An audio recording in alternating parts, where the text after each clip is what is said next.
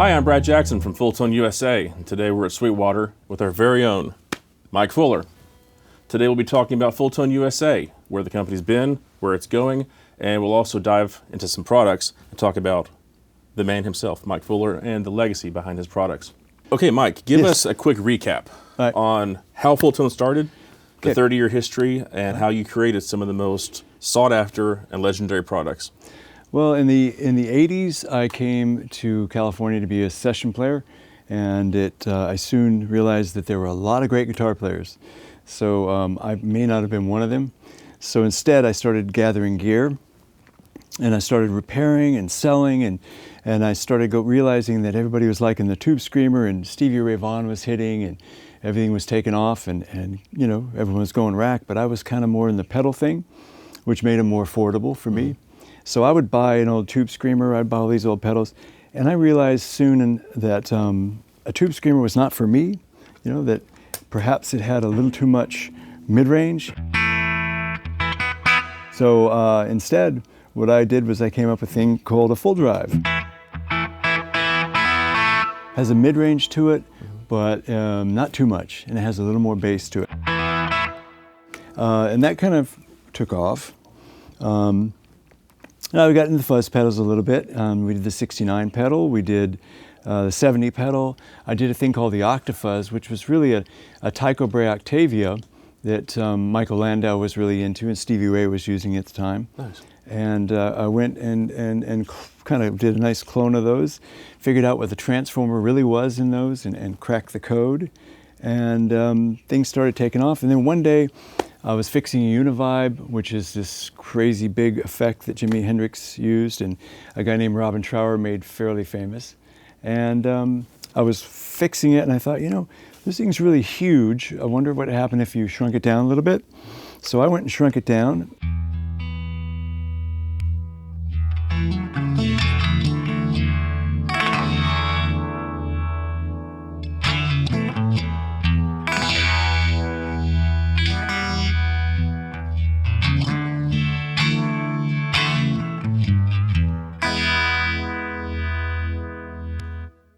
You know, over the years, I figured out a way to make it smaller and smaller, but without compromising the original integrity, which a Univibe is a very strange thing. It has these photocells inside, and it has an incandescent bulb, and you know, it has a mirrored cover to it, and it's all this alchemy of all these different things. So I went ahead and I got it down to now a size with the MDV3 V2, which is essentially the size of a wah-wah. And that is kind of my favorite go-to thing. I love the Mark II, and the only difference really is the Mark II is just a regular pedal without the speed, and with the MDV3 you get the speed control. Oh, so the wah version versus a regular, just pedal correct, factory. Correct. And so people love both. They sound the same. It's just you get the, you know, you can turn, the cool thing about this housing, you can either just leave it at your favorite setting and turn it on, or you can rock forward and you can turn it off with your heel with a little kind of a tricky motion there. Works real well. I tend to leave it one setting. So that thing, you know, that's an original Univibe circuit. There's really no difference at all. It's 18 volts and it's all got all the same transistors and everything. Okay, so you've talked about 3 or 4 products that you've made.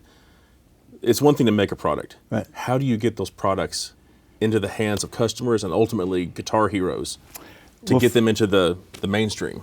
For me, when I finished the Deja Vibe, I found out that Robin Trower was playing in Ventura, California, and so I figured, you know, if Robin Trower was going to do a sound check, so I went to the venue and I went up the back door and I just acted like, you know, like I knew him. I just went up to the security guy and I said, "Hey, I'm here to deliver this to Robin Trower," and he goes, "Okay," and he opens the door and he lets me in. I'm just like, oh, geez, you know. So I walk in and his manager Derek, who's like 6'4", 300-pound British guy, and he goes, "Yes, what do you want?"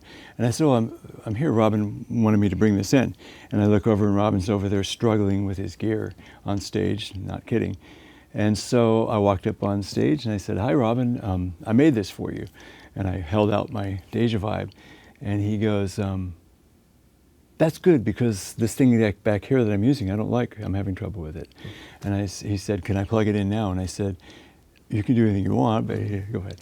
And he plugged in and he kicked in and, turned it on and.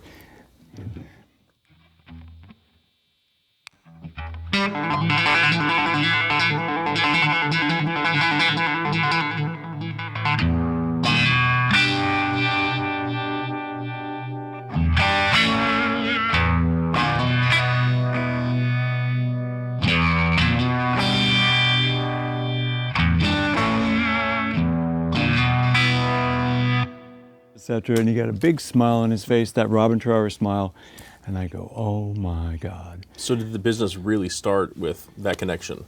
Yeah, the internet wasn't really going then, and so for me it was just a matter of getting into and again as many magazines as I could. Okay. So I wasn't trying to get into magazines; I was trying to make product. But he embraced it. A friend of mine said, "You got to sell these pedals," and I was like, "Who's going to buy these things?" And so it was really organic. I just started building them, and Joe Satriani started using my octave pedal. Mm-hmm. And then I remember one day I was laying in bed waiting he was on King Biscuit Flower Hour, which was a radio thing. And he was doing an interview, and he said on the radio, he goes, Mike Fuller made me an octave pedal. And I was like, oh my God, this is just the greatest thing I've ever heard. And so people started calling, and one time I was doing a show, I had to hire some friends to work for me, and we started building. We're talking about maybe the early 90s, 93, 94. So I went to a show, like a vintage guitar show, because I didn't really know anything about NAMM or any of that. And I set up, and I was playing guitar, and Seymour Duncan was sitting off to the side there, and he was trying to talk to people. He was distracted because back then I played a little more, so I think my chops were up. And he comes over and he goes, man, I like your playing. And I said, well, thanks, I knew who it was, right? And he was just a sweet guy, and he said, are you going to Dallas for the guitar show? And I said, yeah. I had no plans to go to Dallas, right? He goes, well, come with me. So he took me to Dallas, and he walked me around to everybody and said, this is Mike Fuller, he makes the best effects. He knew nothing about my effects, he's just a sweet guy. That's a nice vote of confidence. It was nice. That's awesome. Yeah, and so he introduced me, and my first stores, started carrying it, and I had to, at that point, I had to put the nose to the grindstone and just kick in and build. When I first remember becoming aware of your brand, it was the blue box. Didn't know what it was. I would just see pictures of guys' pedal boards, touring guys, and they had this blue box. Yeah. And so that was the thing to figure out what that was. And you're talking about the full drive? The full drive, the full drive too. So you talked briefly about what it is. It's an improvement over the Tube Screamer. It is. There's a Tube Screamer or a Boss OD1, which is all you had back then. People would use. They were what we call a soft clipping, and soft clipping is got its place. It's a beautiful, sort of natural thing. But for me, I'm a guy who uses fairly clean amps that just have a good basic tone, and then I take everything from there and let the pedals do the rest. Okay. I've always been that way, and I think a lot of people that I look up to do the same thing. So for me, I felt that those pedals were as great as they were.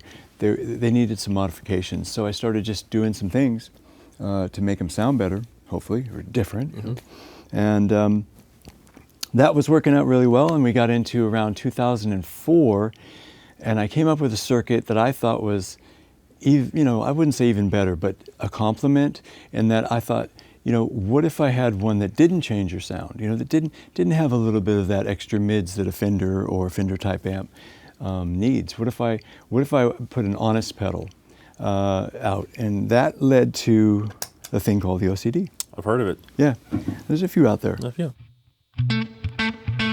The idea being is I don't want that mid hump. So I set a little higher than Unity. I turned down the gain.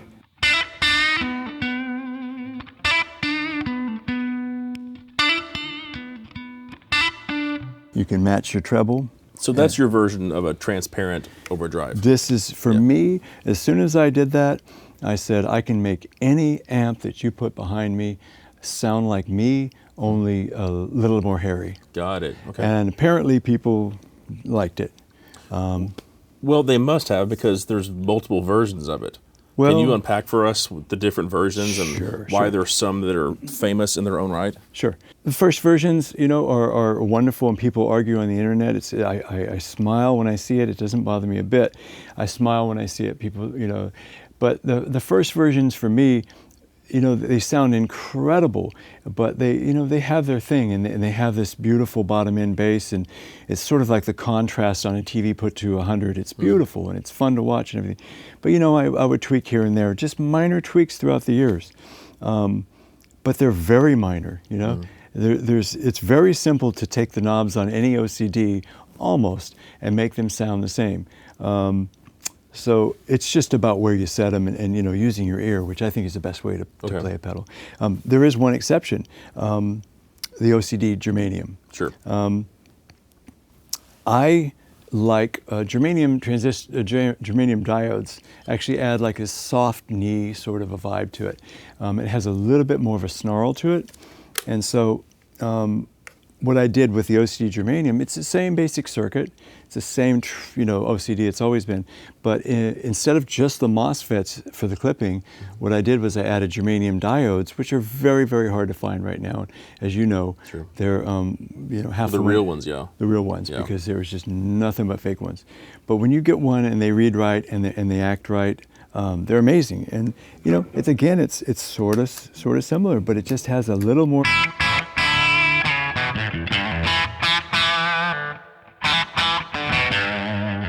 Has a little bit more bark to it, a little more bark in the lower mids. And for me, I like different flavors. I like, there's different spices that I like in food. There's different flavors that I like in pedals. That's a great way to put it. It's not better or worse, it's just a different flavor. Yeah. And the same thing with the full drive. I mean, you look here and you go, is this being redundant, having, more full drives? But not really, because everybody loves that 90s full drive. That has one and has played it. And this is nothing but that 90s full drive. However, the old full drive had this extra little button on it with with the knob, and people were trying to kill themselves figuring out, what does it really do? It was just giving you more distortion.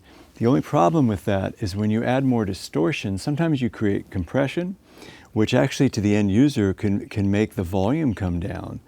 And I would be raring to go, and I would kick it on, and yes, I would get more, more distortion, but the volume would be down. So That makes sense. with the Full Drive 2 V2, I added a volume control. So when you turn on the pedal, you've got your full drive, which is great. And then you can take this second switch and hit it, and what you're kicking in is an additional gain from this pot. So you're switching from this pot going to this pot. So I'm just going to kick that up. And then it has a little volume control. And that volume control would allow you to control the amount of volume boost, hopefully.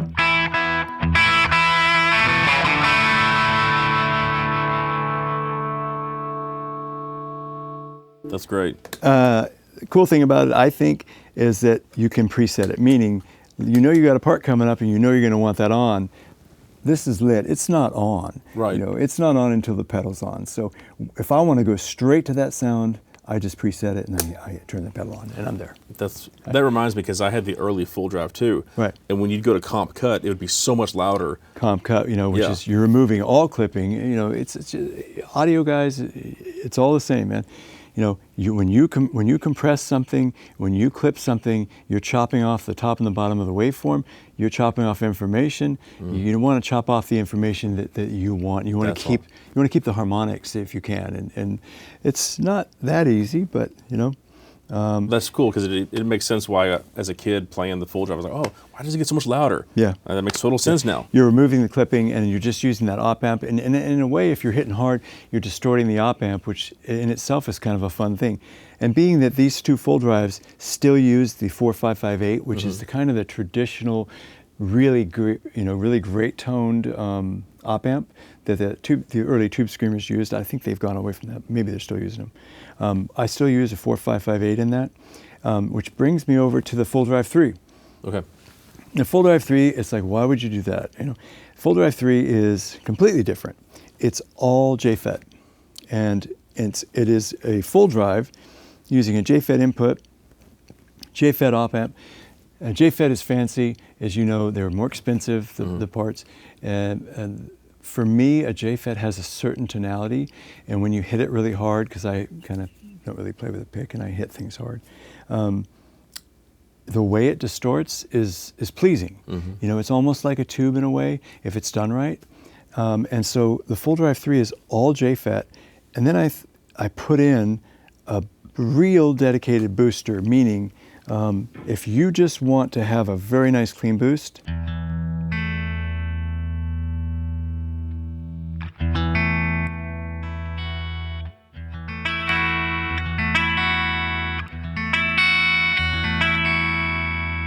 so that's a dedicated clean boost. So that pedal is actually 2 pedals. Got it. So and you can change the order, right? Boost that's first. one thing I'm pleased about, because if you put a clean boost before the overdrive, you're actually overdriving the pedal itself. So it's not going to get much louder, but it's going to get a little nastier. Sure. But if you put it after it, meaning there's a switch that says OD boost or boost OD.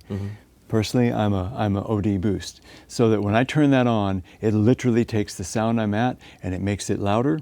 But if I switch it to boost OD, it essentially stays somewhat the same volume, but it gets nastier. Okay. And so when you combine all those, and by the way, this part of the pedal is the same thing as the 2B.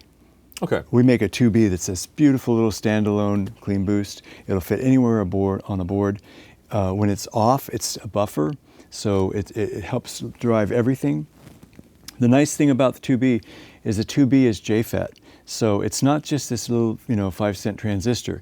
It's a beautiful JFET. When it's off and when you turn it on, it's a JFET clean boost. So 2B is wonderful, and the right side of a Full Drive 3 is a 2B. Okay. The left side of the Full Drive is a full drive using JFET. Okay.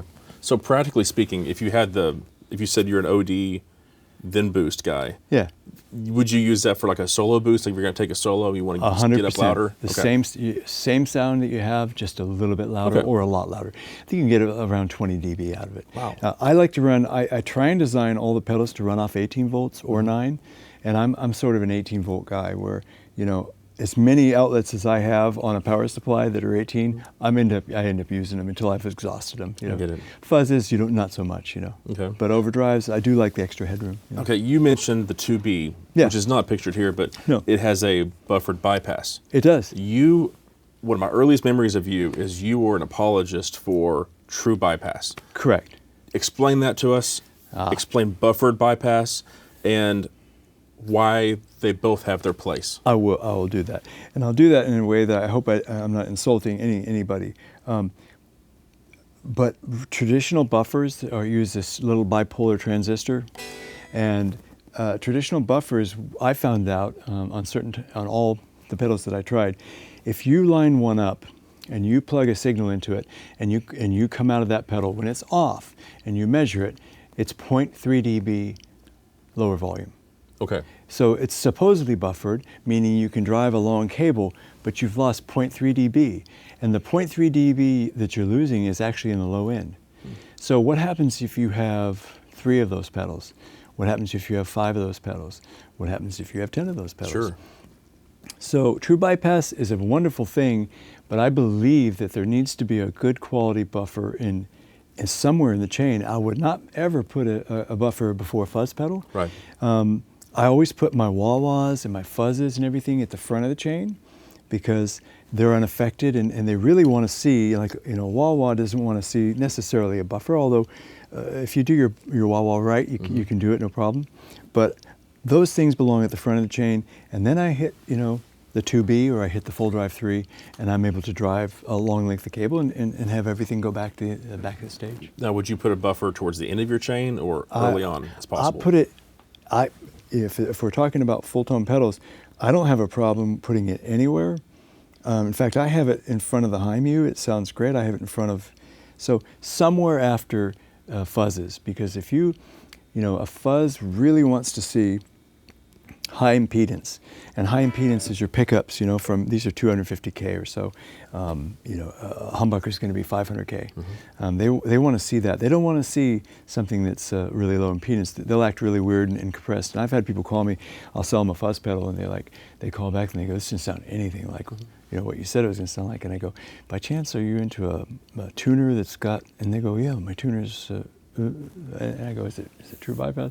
Or is it, and they'll say, no, it's not, try taking it out and putting it straight, and they go, there it is. Oh, okay. So you just got to use your ears and be careful where you put it. Okay. Yeah. Okay. The purple pedal.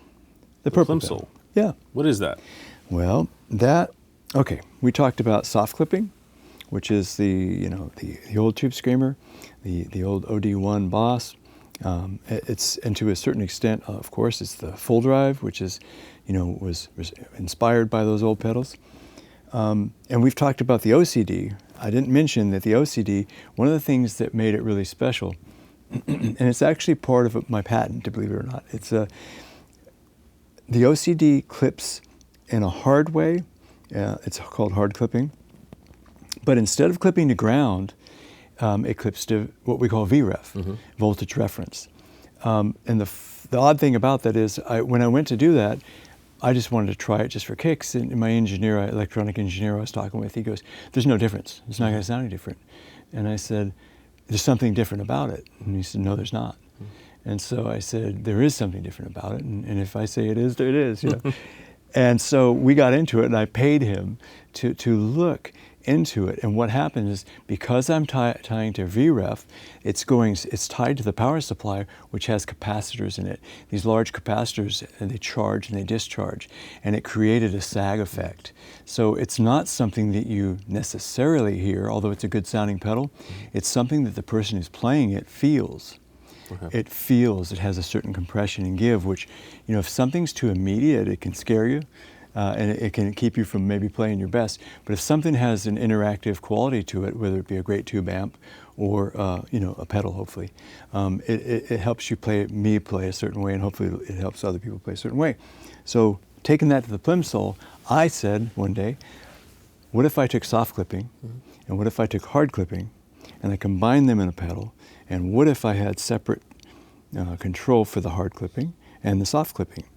And both of them were tied to VREF. And that turned out so good that I applied for a patent on it, was granted a patent on it. Nice. Yeah. And that's kind of a little, I think it's best suited for the heavy stuff.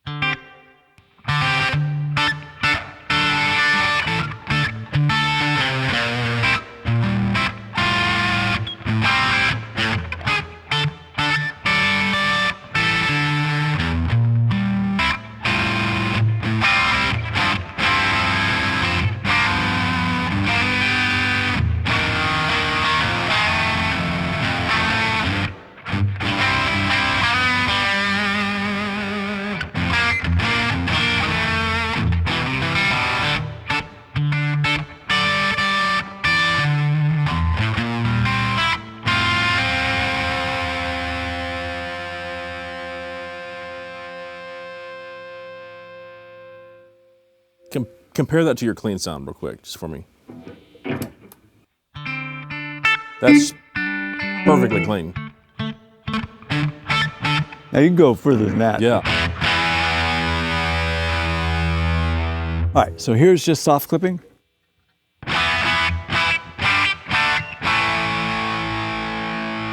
Now I'm going to start bringing in the hard clipping.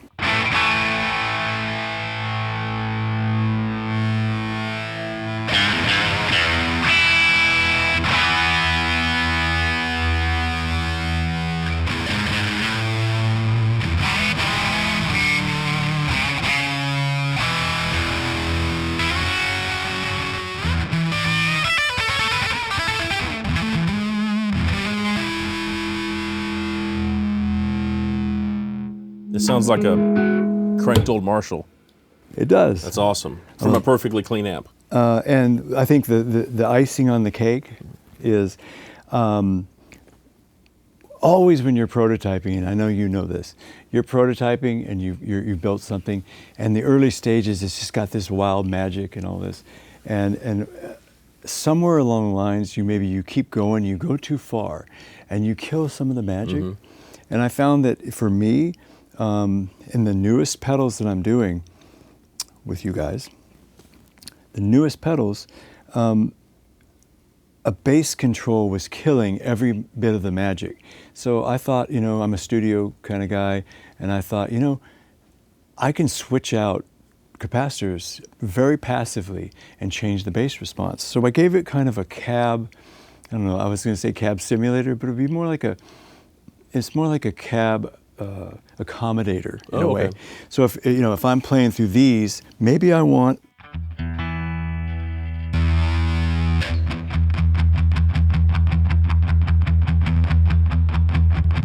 maybe I don't want as much bass. Maybe I want more.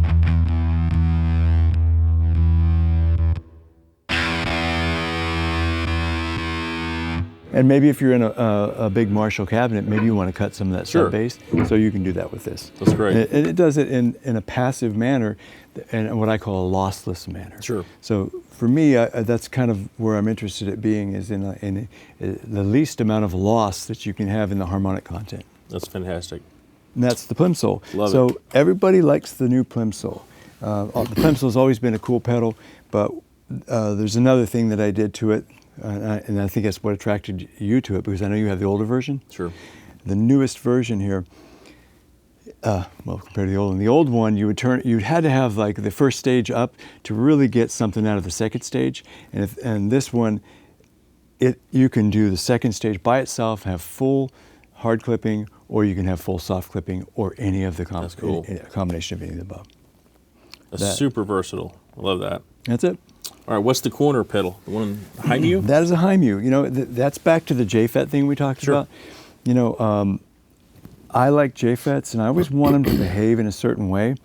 And they do their own thing. You have to fight with them sometimes. But what I did was I took two circuits. There were two clean boost circuits, and I put them together.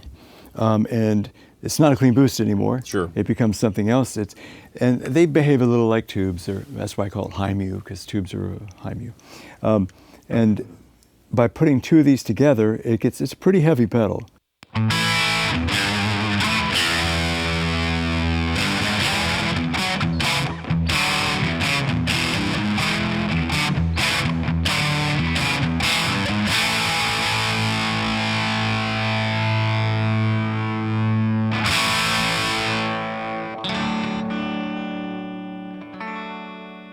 But it's important to me. I'm that guy who grew up on Jeff Beck and players like that. Although there was nobody like Jeff Beck, but he was always the guy that was throttled back to 40%, and then he had like a vintage car. You don't go around screeching tires. You just roll nice and quietly and let everybody hear the cam. The same thing here.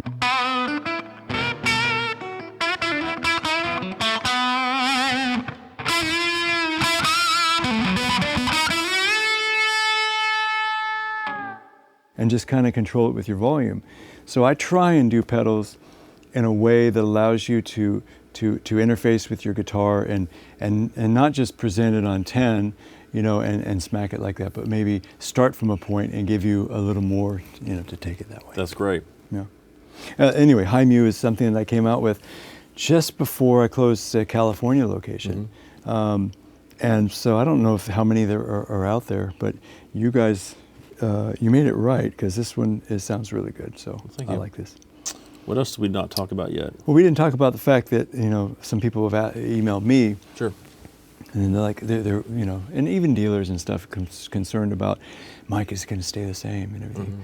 And the reason that I went with you guys was because you grew up loving the pedals, my pedals, and other pedals, and nope, just Fulltone. Yeah, just Fulltone. Well, okay. Yeah. Well, I appreciate that. But you grew up with the same attention to detail, and your products are the same way. You're fanatical about them, and you said, unlike anybody, when I decided to close the shop, I decided to focus on recording. That was my reason for doing it. And my wife and I wanted to get out of the state of California and just get somewhere out in the country. and we recorded and we enjoy that life. But you came to me and said, you know, what if we did it just how you do it? And I said, well, I don't know if that can happen because you don't know how I do it. Mm-hmm. And you said, I think I have an idea. You come to the shop. And I flew to your shop, and voila, it was like mine, only clean, and it was way more organized. And you guys were bending your own metal. Mm-hmm. You were cutting it with this laser. I mean, it's just unbelievable. You're making your boards right there. You know, it's truly. I think if I really would have done it right, I think you're making them by hand completely there, and which is of course what I did. But it was a little harder for me because you actually do the metal and things like that on site. It's just fantastic to me. Well, thank you. Yeah. And to your comment about changing anything, if it ain't broke, don't fix it. And Fulltone wasn't broke, so it's not on me to try to fix it. Yeah, I appreciate that. I know early on when we were talking, you know, do you remember you sent me a screenshot? Brad's a pilot. Yeah. And Brad sent me a screenshot of this dashboard that I wouldn't know what to do with. And I looked at it and I was like, holy crap. And I said, well, here's my view. And I'm in the 427 Cobra car, 65 427 Cobra, with 4 gauges, giant analog gauges, and a leather dash with Carroll Shelby's signature. I said, here's my view. Sure. And we both knew that was sort of an analogy. It is exactly an analogy. And from that point, I think there was a really good respect where, you know where I'm coming from. You're not going to try and change me, right. But you can help me to do things that I couldn't maybe do myself. Correct. And I think that relationship is going to lead to some really cool things. I think it works the other way too, because my brain likes to go, let's see how far we can take this. Yeah. And we've talked about multiple products, and your advice was, don't take it as far as you can take it. Right. Take it to the point of serving the musician. And once it serves the musician, you're done. Yeah, and I only know what I know, and I've been approached by artists to, can you make me a pedal that does my sound on this album? And I just freeze like a deer in the headlights. I can't do that. What I do is, just as a player, I just can develop stuff that sounds good to me. And luckily, I own 70-something amps. Most of them are vintage. And some have master volumes and some don't. So I'm very, I know how to make them work with both amps, but I develop things that serve what sounds great to me. I hope that people like them. I've been lucky in most of the products, That's great. Yeah. Now we know the Clyde wah. That was around for a long time. Yes. But this one's pretty new. It is. The Clyde is a wonderful wah, and it has a couple good sounds on it, but I just wanted to go and do like the ultimate wah, and I'm a big fan of not only the vintage 60s boxes and called a Clyde McCoy, and there's a Clyde McCoy signature, there's a Clyde McCoy this and that, and then you get in the 70s and you have the Crybabies, and you have the long Y Crybabies and all these different ones. So what I did was I just took, and I have tons of old wahs, and I took the inductors and I sacrificed them, and I took them apart and I sent them to my transformer guy, and we just looked into them and looked at the core materials and looked at the inductance and looked at resistance, and we looked at everything. And I probably like about 5 months before I shut down California shop, I came out with the Super Wah. And there's one setting on there that everybody keeps coming up to me to. It's called Fat. Okay. And it's my own setting. But what I did was I positioned a wah range that's between a 60s Clyde McCoy and a color sound. Okay. I always love these British color sounds, which have this incredible sort of a bass that they come from. So I think bass players really appreciate that. But it's not too low where it's like crazy and it'll blow your speakers out. Okay. Which there's a sub mode on here that you could probably be careful with. But fat mode is, and it's PHAT. I think that's it right there, right? Yeah. And that one to me has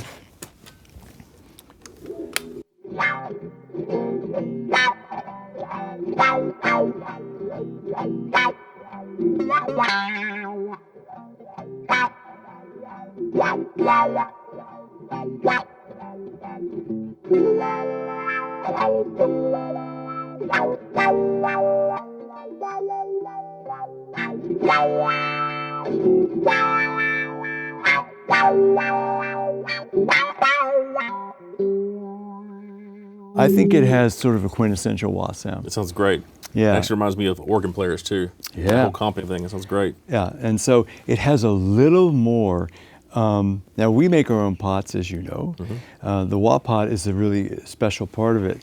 And I found out that the old wah pots that were made back in the 60s by ICAR, they said one value on them. They had, and I don't know if they were being coy, but they had a value written on them, and the real value is not that value.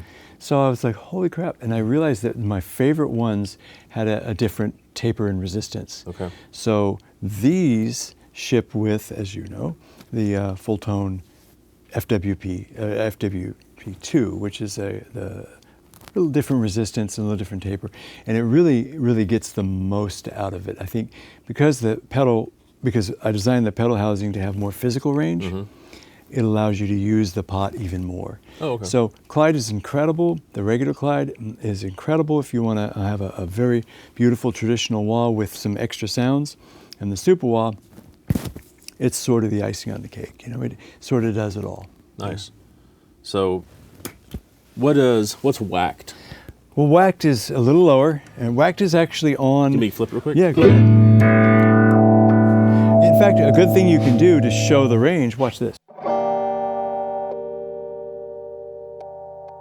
Oh, okay. Cool. So you're sweeping through ranges like maybe an EQ in the studio would do, you know, a good quality EQ. You have certain ranges. So we're picking a range, and all of them can reach the high end that you need, but we're focusing the Q, the resonance, in particular areas, so that under your feet. Are you on whacked? Am I on whacked now? You're on sub right now.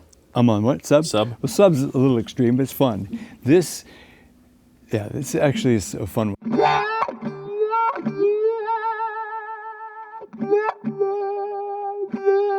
Sort of like a Warner Brothers cartoon or something. Right.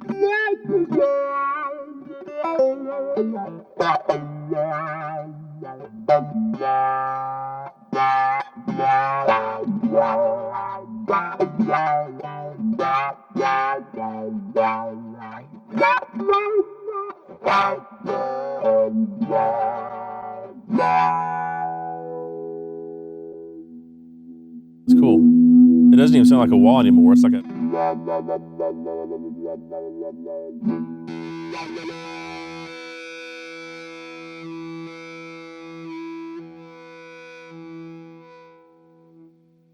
That's nice. Thank you. I always learn something talking to you. Oh, that's sweet. Okay, I see one more we haven't talked about, and it's got flashy lights, and I love What's flashy that? lights. What's that? The Super Trim. Ah, all right, that's a cool one. So Super Trim, born from the early Super Trim. Everybody liked the Super Trim, which is. I had one. Yep. It uses a photocell, nothing big there. Photocell is something they used in the old Fender amps, opto cell, to create the tremolo, and it was very successful. And I used a very cool, again, a JFET in there because I know Joe Bonamassa loves that pedal because it has this certain preamp in there, which is preset for a little bit of a boost. The nice thing about the Super Trim Junior and the Super Trim 2 is I put a knob on the top, so you can choose whether that's a boost or not a boost, or even, you know, a 15, 20 dB boost if you want it when you turn it on. The Super Trim 2 was something that I conceived of maybe, I don't know how many years ago, maybe let's say 10 years ago. And when I had this thing, what if I took 2 tremolo circuits in one pedal, whereas most stereo pedals are one circuit, and then at the end of the circuit, they just kind of, you know, it just kind of goes like that at the end. I took 2 separate circuits, and they're analog circuits. There's no digital in the signal path whatsoever on any of this stuff. And what if I took 2 tremolos and I joined them together digitally, controlled them, so that I could get a really, really nice slow flow. And then what if I modeled the waveform, a nice little sine waveform, a little modified sine wave, and then what if I mimicked a univibe, the univibe waveform, which is more like a wheel that's out around, you know, it kind of kicks like that. It gives a little bit of a heartbeat to it, which is more natural. And then I put a full square wave on it. But I took 2 circuits and I put them in one pedal. And then I thought, wait a minute, if I'm joining those together, and I don't know if you guys are stereo or not, but it does, I can figure it out. So it's panning. At this point, I've got the outputs are completely out of phase, which would mean if I slow that down and turn up the mix control, it's literally just panning left and right, full, right? So both those circuits, like pistons in a V8, they're going like this, all right? And other pedals, they've had, you know, they're generally that mode, they're fixed to that mode. And I think some people were smart enough even to put a switch where, maybe not, where they're in phase. Well, in stereo, you know, do you want both to pulse at the same time? Maybe. So now they're pulsing exactly the same time.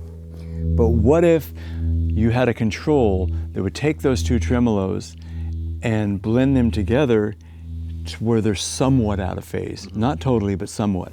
So you can, to any degree, you can put those out of phase. And what that does is it takes that content that was full right, or full in your face like this in solid wall, and it puts the content in the middle.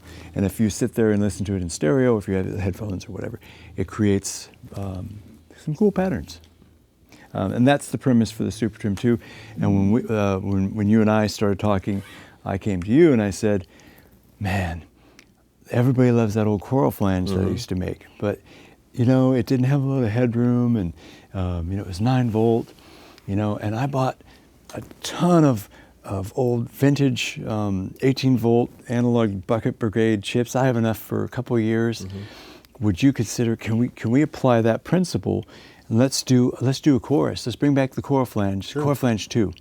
And let's do the same principle where you have 2 choruses, and you can fire them out apart from each other.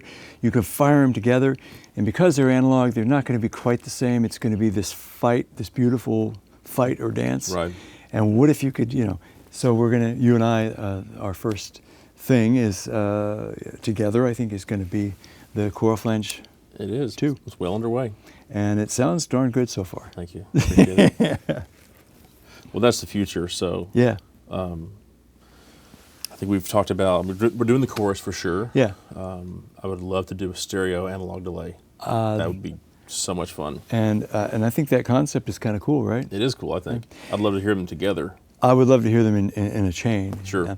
Again, the cool thing about the Super Trim 2, you know, we talk about stereo, but it's stereo in and stereo out. And the nice thing about that is you can go in mono and still have true stereo out.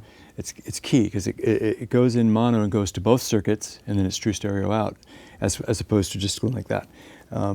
The same thing we would apply to the coral flange, just the same way, which is going to be, it sounds good so far. And the same thing I would like to do with the analog course, analog delay as well. It'll happen. I just so happen to have some chips that we can use, so that'll be fun. I'm sure we'll use them. I want to talk a little bit about Sweetwater, because Sweetwater has always been my my number 1 dealer. And I don't mean number 1 in sales necessarily, although they do incredibly well. They've been my favorite dealer because of the way they run things. And being here for the last 2 days and meeting the sales engineers, all of them know their stuff, all of them. You know, they go through training. They go through training constantly. They care. They're all musicians. Every single person I talk to is a musician, and most of the people I talked to came from other places specifically to work for here. It's not just local folks that got hired. These people, they wanted to be here. They all want to be here. That's true. And that's the thing I found out yesterday and today, and it blows my mind. So, you know, I'll come back anytime you let me come back. Well, it's great to work with people who are as passionate about gear as we are. It feels like you're with family. So, Yeah. and it's not a chore to come out here. It's just it's an absolute joy. Yeah, So, it really is. Mike, thank you for coming out. No, thank It's been you. great. I think.